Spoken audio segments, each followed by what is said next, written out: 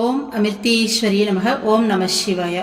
நாம இன்னைக்கு ஸ்ரீ குருகீதை புத்தகத்துல 3வது அத்தியாயத்துல 20வது ஸ்லோகம் பார்க்க போறோம். லாஸ்ட் வீடியோல என்ன பார்த்தோம்? குரு கீதையை எங்க எப்படி ஜபிக்கணும் அப்படிங்கிற விஷயங்கள்லாம் பார்த்தோம். அப்படி ஜபிக்கிறதால நமக்கு என்னெல்லாம் பலன் கிடைக்கும் அப்படிங்கிற விஷயங்கள்லாம் பார்த்தோம். அடுத்தது சத்குரு வசிக்கிற இடத்துல தேவர்கள் எல்லாருமே சஞ்சரிப்பாங்க அப்படிங்கிற விஷயம் பார்த்தோம். அடுத்தது அந்த பரமாத்மா ஜீவாத்மா ஐக்கிய நிலையை சொல்லியிருந்தாங்க.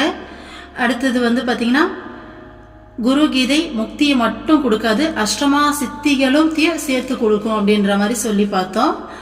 அடுத்தது பார்த்தீங்கன்னா குரு சத்குரு அப்படிங்கிறவர் அந்த பரமானந்தத்தில் ஏற்றத்தாழ்வு இல்லாம எந்நேரமும் அந்த முழுமையான பரமானந்தத்தில் மூழ்கி இருக்கார் அப்படின்னு சொல்லி பார்த்தோம். ஸோ குரு கீதை அப்படிங்கிறது முக்தியை நோக்கி பயணப்படுறவங்களுக்கு மட்டும் இல்லை, இந்த சம்சார பந்தத்தில் சிக்கி இருக்கவங்களும் அவங்க விருப்பப்பட்டது எல்லாத்தையும் செஞ்சு கொடுக்கும், நிறைவேற்றி கொடுக்கும் அப்படின்னு சொல்லி பார்த்தோம் இல்லையா? ஸோ இன்னைக்கு 20வது ஸ்லோகத்தில் என்ன சொல்றாங்கன்னு சொல்லி பார்ப்போம். குருர் தேவோ குருர் தர்மோ குரு நிஷ்டா பரம் தபஹ குரு பரதரம் நாஸ்தி திரிவாரம் கதையாமி தே. குருவே தெய்வம், குருவே தர்மம், குருவின் மீதுள்ள நிஷ்டை பரமமான தவமே ஆகும். குருவுக்கும் மேலாக யாதொன்றும் இல்லை என்பதை நான் மும்முறை கூறுகிறேன். ஸோ குருதான் தெய்வம், குருதான் தர்மம். அடுத்தது குருவின் மீதுள்ள நிஷ்டை பரமமான தவமே ஆகும்னா எந்நேரம் நம்மளுடைய சிந்தனையில குருவை சிந்திக்கிறோம் இல்லையா? நம்மளுடைய சிந்தனையில எந்நேரமும் குருவை பத்தின சிந்தனை, குருவை பத்தின நினைப்பு, ஸோ குருவோட நினைவோடைய எல்லா செயல்களையும் செய்யறது அப்படிங்கறதுதான் குருவின் மீதுள்ள நிஷ்டை அப்படின்றது. இந்த ஆமையை சொல்லுவாங்க. ஆமை கடல் கரையில முட்டையை போட்டுட்டு மண்ணில் புதைச்சி வச்சுட்டு உள்ள போயிடுமாமா. ஸோ உள்ள போயிட்டு கடலுக்குள்ள போயிட்டு சதா சர்வகாலமும் தன்னுடைய அந்த கவனத்தை அந்த முட்டை மேலேயே வச்சிருக்குமாமா. அந்த கவனத்தாலேயே இங்க முட்டை பொறிஞ்சு அந்த குட்டி குட்டி ஆமை குட்டி எல்லாம் வெளியில வருமாமா. ஸோ இதுதான் ப்ராசஸ். எப்படி அந்த ஆமை உள்ள போயிட்டு கடலுக்குள்ள இருந்தாலும் எந்நேரமும் தன்னுடைய கவனத்தை அந்த முட்டை மேலேயே குவிச்சு இருந்ததோ அதுதான் நிஷ்டைன்னு சொல்லுவாங்க. அந்த மாதிரி நம்ம இந்த உலகத்துல பல்வேறு செயல்களை ஈடுபட்டிருந்தாலும் நம்மளுடைய கவனம் எந்நேரமும் நம்மளுடைய சிந்தனையில குருவுடைய சிந்தனை இருந்துகிட்டே இருந்தது அப்படின்னா அதுதான் பரமமான தவம். இதுக்கு மேலான தவம் எதுவுமே இல்லைன்றாங்க. நீ என்ன வேணா செய், எங்க வேணா இரு, எப்படி வேணாலும் இரு, ஆனா உன்னுடைய சிந்தனை முழுக்க முழுக்க குரு மேல இருக்குன்னா இதுதான் இந்த கலியுகத்துல மிகப்பெரிய தவம். கலியுகத்துக்கு மட்டும் சொல்ல ஆக்சுவலா இவங்க, ஏன்னா சிவபெருமான் எப்பயோ சொன்ன விஷயம் இது, எக்காலத்துக்கும் பொருந்த மாதிரி தான் சொல்லியிருக்காங்க. அப்போ குருவின் மீதுள்ள அந்த சிந்தனை தான் மிகப்பெரிய தவம், அதை விட பெரிய தவம் எதுவுமே கிடையாதுன்னு சொல்லிட்டு இதை அழுத்தி சொல்றதுக்காக, இதனுடைய முக்கியத்துவத்தை சொல்றதுக்காக இதை நான் மும்முறை கூறுகிறேன்னு சொல்றாரு. ஓகேங்களா? ஸோ அந்த அளவுக்கு அழுத்தம் கொடுத்து இந்த விஷயத்த சொல்றாரு. அப்போ நாம தவம் பண்ணணும், காட்டுக்கு போகணும் அப்படியெல்லாம் அவசியம் கிடையாது. குரு சிந்தனையே மாபெரும் தவம். ஓகேங்களா? அடுத்த ஸ்லோகம் பாருங்க. தன்யா மாதா பிதா தன்யோ கோத்ரம் தன்யம் குலோத்பவஹ தன்யாச வசுதா தேவி யத்ர ஸ்யாத் குரு பக்ததா. குரு பக்தி உள்ளவனின் பெற்றோர் பாக்கியம் செய்தவர்கள், அவனது கோத்திரமும் பிறந்த குலமும் பேறு பெற்றதாகும். அவன் இந்த பூமியில் பிறந்து இந்த பூமியையும் பெரும் பேறு பெற்றதாக செய்து விட்டான். எப்படி சொல்றாங்க பாருங்க. யார் ஒருத்தர் குரு பக்தி இருக்குதோ அவங்களுடைய பெற்றவர்கள் பாக்கியம் பண்ணவங்களாமா, அவங்களுடைய கோத்திரம் அவங்க பிறந்த குலமே பேறு பெற்றதாமா, இந்த பூமியில அவங்க பிறக்கிறது பூமியே பேறு பெற்றதாகுதாமா. எவ்வளோ பெரிய விஷயம் இல்லை? அந்த குரு பக்தி அப்படிங்கிறது எவ்வளோ பெரிய ஸ்பெஷல். குரு பக்தி இருக்கவங்களுடைய பேரண்ட்ஸு பாக்கியம் பண்ணவங்க, அவங்க பிறந்த குலம் கோத்திரம் எல்லாம் பேரு பெற்றது, பாக்கியம் பண்ணது, அவங்க பிறந்ததால் அந்த பூமியே பாக்கியம் பண்ணதுனா அப்போ குரு எப்பேற்பட்டவர்? குரு பக்தி இருக்கவங்களுக்கே இவ்வளோ ஸ்பெஷலா, அப்போ குருவுடைய ஸ்பெஷல் என்ன இல்லை? எப்படி சொல்லியிருக்காங்க பாருங்க. அடுத்த ஸ்லோகம் பாருங்க. ஆகல்ப ஜன்ம கோடினாம் யஜ்ஞ விரத பக்ரியாக தா சர்வா சபலா தேவி குரு சந்தோஷ மாத்ரத கல்ப ஆரம்பம் முதல் கோடிக்கணக்கான பிறவிகளில் செய்த யஜ்ஞம், விரதம், தவம் போன்றவை அனைத்தும் குருவருள் மூலமே பலனளிக்கிறது. சோ ஒரு செல் உயிரினமா தோன்றி இப்ப பரிணாம வளர்ச்சி அடுத்தடுத்த பிறவிகள் எடுத்து எடுத்து எடுத்து எடுத்து நாம மனித பிறவியை அடைஞ்சிருக்கோம். ஓகேங்களா?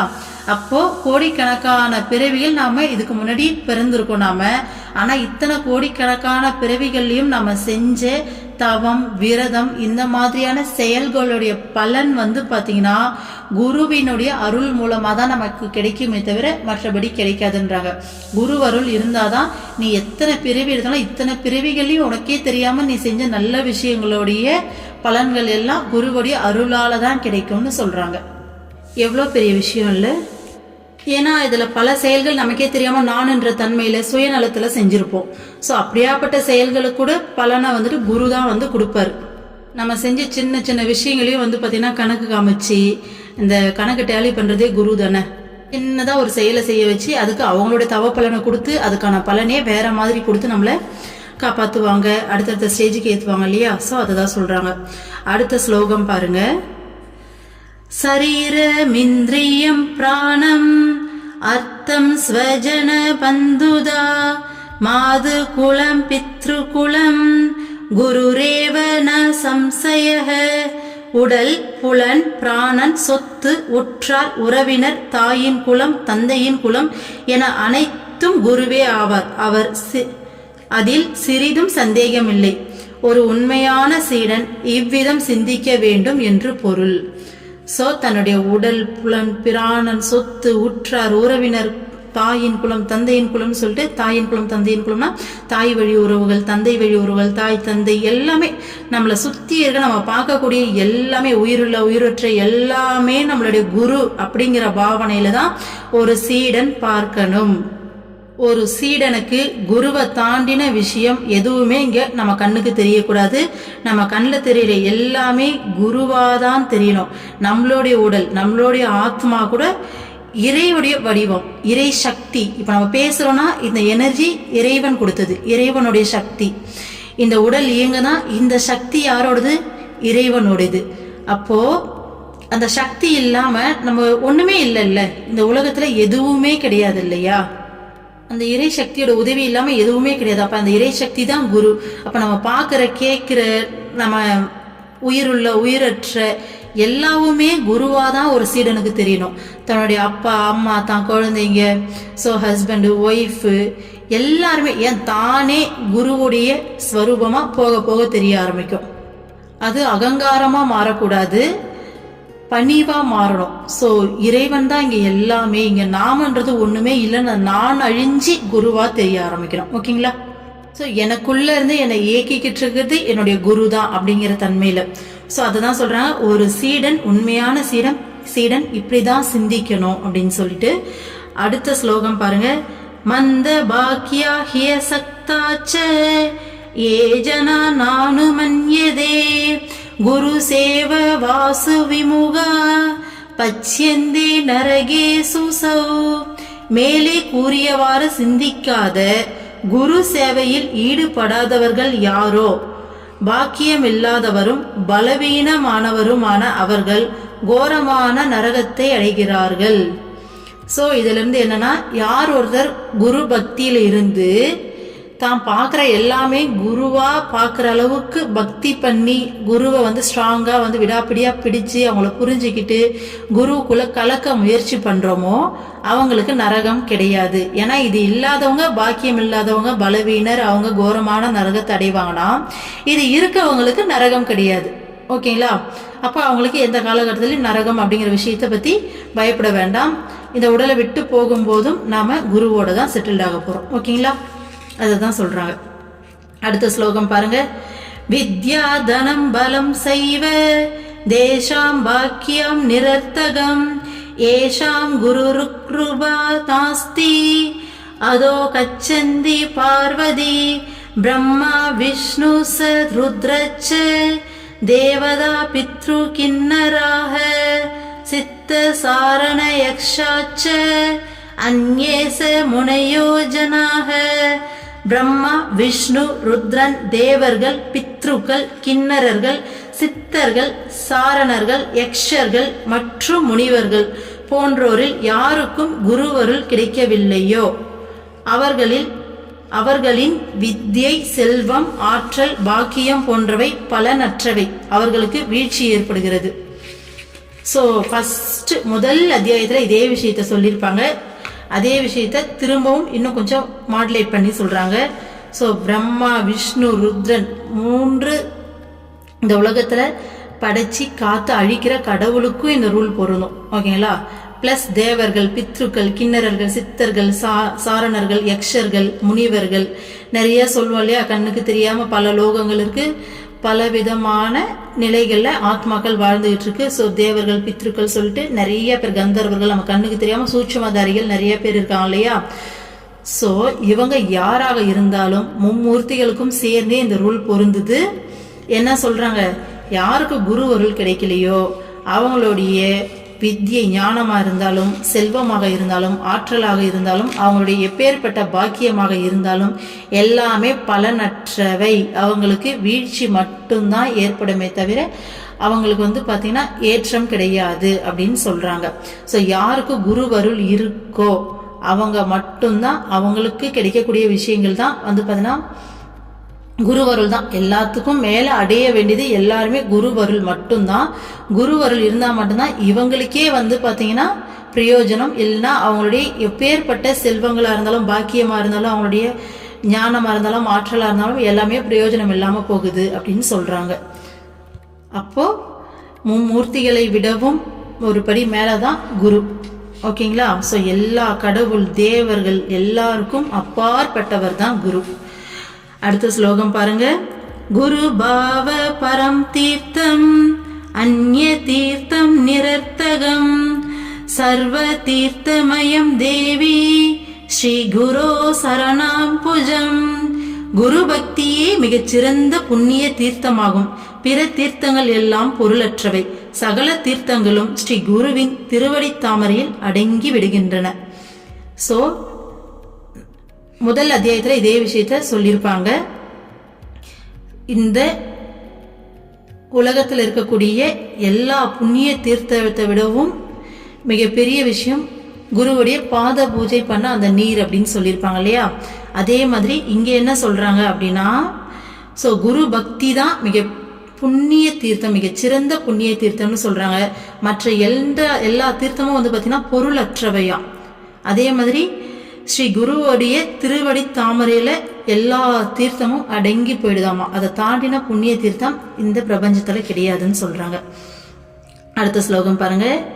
இதம் ரகசியம் அஸ்பஷ்டம் வக்தவ்யம் ச வரானனே சுகோப்யம் ச தவாக்ரேது மமாத்ம பிரீதயே சதி.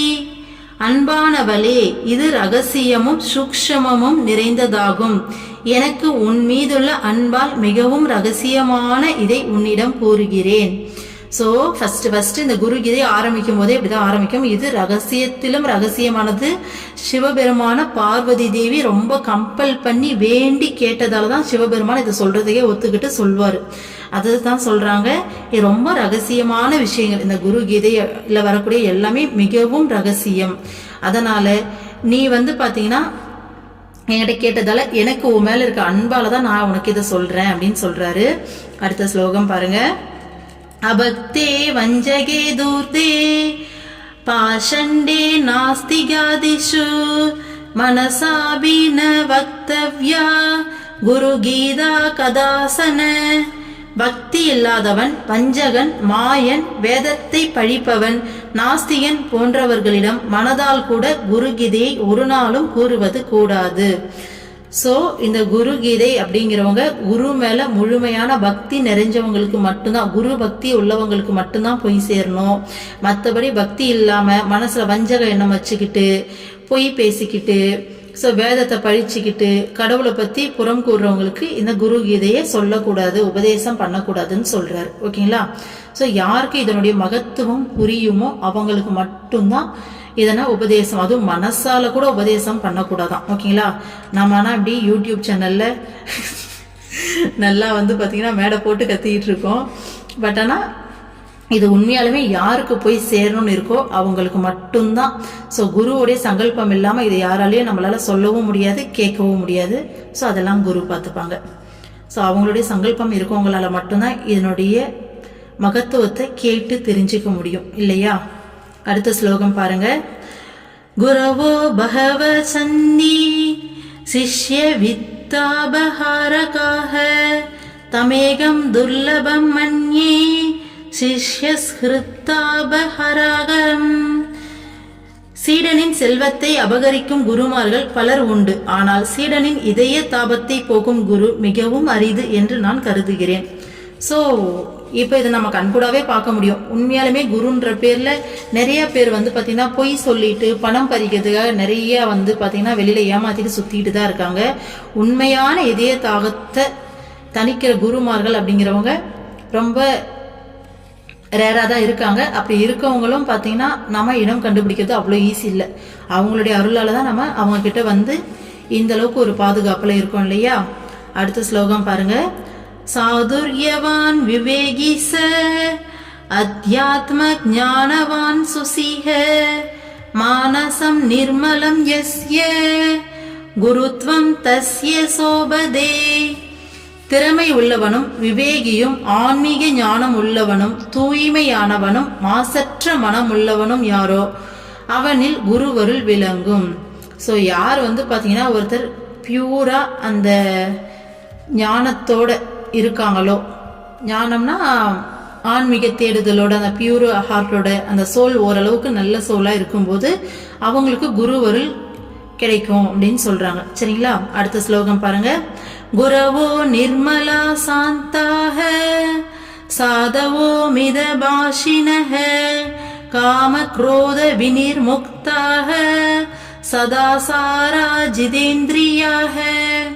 குருமார்கள் மாசற்றவரும் அமைதியானவரும் நல்லவரும் அளவோடு பேசுபவரும் விருப்பு வெறுப்பற்றவரும் நன்னெறியில் ஒழுகுபவரும் புலன்களை வென்றவரும் ஆவர்.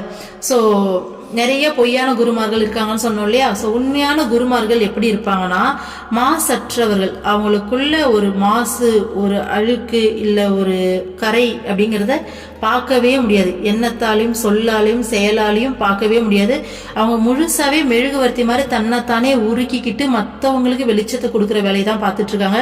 ஸோ மற்றவங்களுடைய கர்மாவை கூட தான் ஏற்றுக்கிட்டு அந்த வலி வேதனை அனுபவிச்சுக்கிட்டு அடுத்த இன்னொரு அந்த ஜீவாத்மா வந்து தான் கிட்ட வந்து சேர்றதுக்கான ப்ராசஸ் தான் பண்ணிட்டு இருக்காங்க. ஸோ அவங்க கிட்ட அந்த மாசுங்கிறதே பார்க்க முடியாது இல்லையா?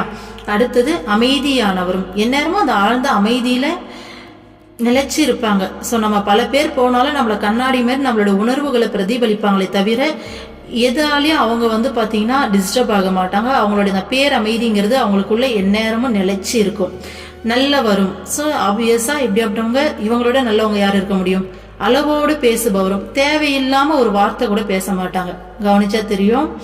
சித்தர்கள், ஞானிகள், சத்குருமார்களுடைய ஒவ்வொரு வார்த்தையும் பார்த்தீங்கன்னா அதுல 1000 அர்த்தம் இருக்கும். ஒரு வார்த்தை அவங்க வாயை திறந்து பேசுறாங்க, நம்ம கிட்ட சொல்றாங்கன்னா அதில் 1000 அர்த்தங்கள் ஒளிஞ்சிருக்கும்.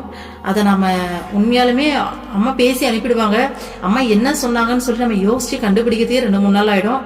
அப்படி இல்லாட்டி கொஞ்ச நாள் கழிச்சு அந்த விஷயங்கள்லாம் நடந்து முடியும் போது தான் ஓ இதுக்காக தான் அம்மா இன்னைக்கு சொன்னாங்களா அப்படிங்கிற அளவுக்கு தான் நமக்கு தோணும் இல்லையா?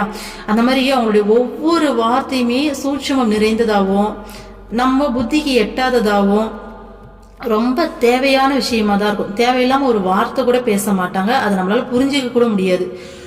அதுதான் அளவோடு பேசுபவரும் விருப்பு வெறுப்பற்றவரும். அவங்களுக்கு விருப்பமும் இருக்காது, வெறுப்பும் இருக்காது. ஞான நிலையில இருப்பாங்க. நன்னெறியில் ஒழுகுபவரும் புலன்களை வென்றவரும். ஸோ நாம தான் வந்து பார்த்தீங்கன்னா புலன்களை வெல்லாம புலன்களுக்கு அடிமையாக இருக்கும். நம்மளுடைய 5 புலன்களுக்கும் அவங்க வந்து பார்த்தீங்கன்னா புலன்களை வென்றதால் தான் சத்குருவாவே இருக்காங்க இல்லையா?